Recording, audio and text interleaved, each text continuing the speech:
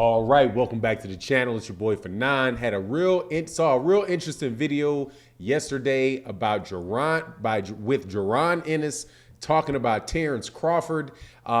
Let's talk about what the young champ or the future champ has to say about the current champ, and pretty much wasn't too impressed. Let's talk about that in this video.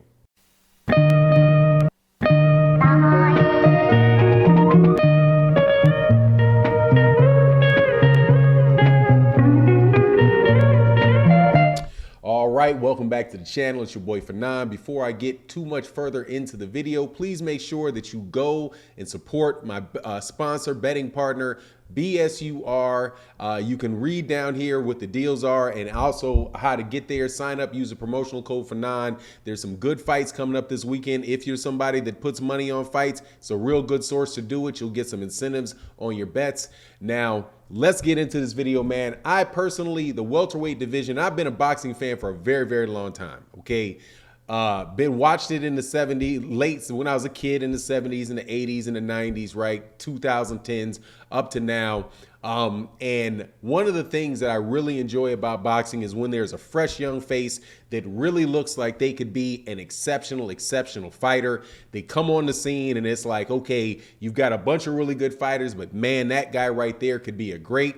And I think that's what we have with the guy coming out of Philadelphia named Jaron "Boots" Ennis. I'm very high on Errol Spence Jr. Terence Crawford is obviously an excellent fighter. But when I look at Jaron Ennis really does remind me of one of those special fighters that come out every once in a while. Guys like Roy Jones Jr., Pernell Whitaker, Floyd Mayweather Jr., just somebody that really is not only can do everything, but looks like they can do everything. They can do a lot of different things extremely well. Now, that's not to say that these guys are just levels that cannot lose fights, right? And there aren't guys out there like Errol Spence or Terence Crawford, especially when they're more veteran fighters that can beat them, but they just really have the look, and Jaron Ennis just really has that look of that very special fighter. So he was on an interview recently and he was asked about Terence Crawford and what he thought about Terence Crawford's performance against Shawn Porter.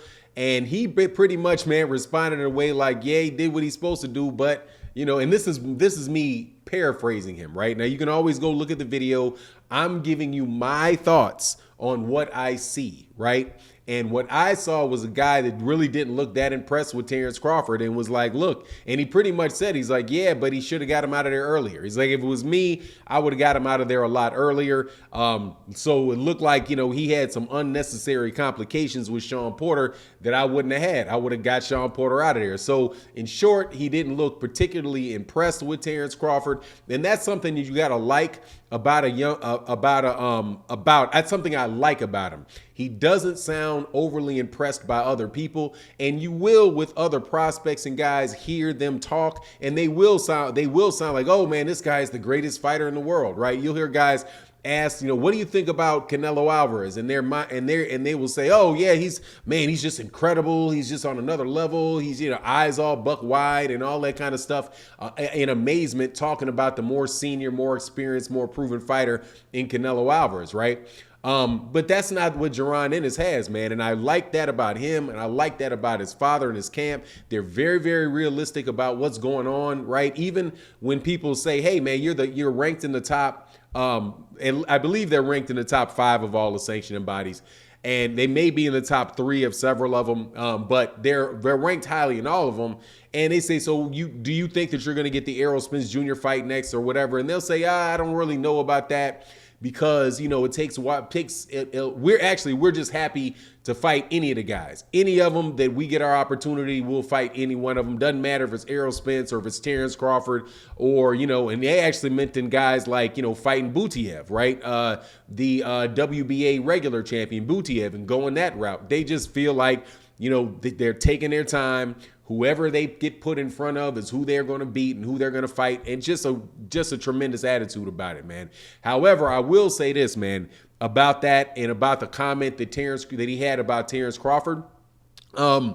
The biggest fight in the welterweight division is the Errol Spence Jr. versus Terence Crawford fight. And I've, been watching it, talking about it for years. And I'm not somebody that really gets tired of talking about boxing or talking about anything related to boxing. I'll talk about purse splits. I'll talk about anything in boxing that does not relate, that is not connected to their personal life, not related to boxing. If you're having conversations about, Terence Crawford saying he's not going to fight for less than 50-50, or you have, Anthony Joshua or Eddie Hearn out there saying he's going to offer, flat bid rates to Deontay Wilder. Look, man, that's within the scope of boxing. I don't mind talking about it because there are people out there that want to talk about it, so I'll do that. Only thing I don't really talk about is things in their personal life, things, related to what their problems are with their wives or any type of stuff like that, right? But publicly shared information, I don't have a problem talking about it.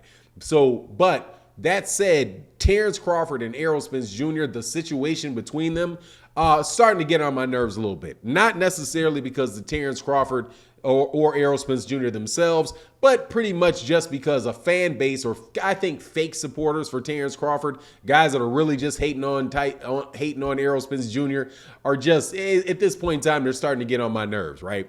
Too cool for school, right? Things that they think that they're, that is beneath them to talk about, even though I know I've heard them talk about the same things related to other fighters. But anyway, so in my mindset, I'm like, look, man, I'm actually starting to hope that not care about whether or not those guys make that fight or not. Because honestly, man, Errol Spence Jr. ain't losing anything if they don't make that fight. And all that's going to happen is that Terence Crawford is going to be in that division. And eventually, if he keeps that belt, he's going to run into a guy like Jaron Ennis. And then we're going to get to see Terence Crawford in there with a guy that at the stage that fight is going to happen will be every bit the killer that Errol Spence Jr. is right now, with his eye on Terence Crawford. And Terence Crawford is going to wind up fighting that fight for significantly less money and opportunity than he would have with Errol Spence Jr. And sometimes, man, when the way that Terence Crawford behaves, and again, like I say, too cool for school, right? Just, I don't need to fight. It's going to happen. If it's going to happen, it's going to happen on my terms.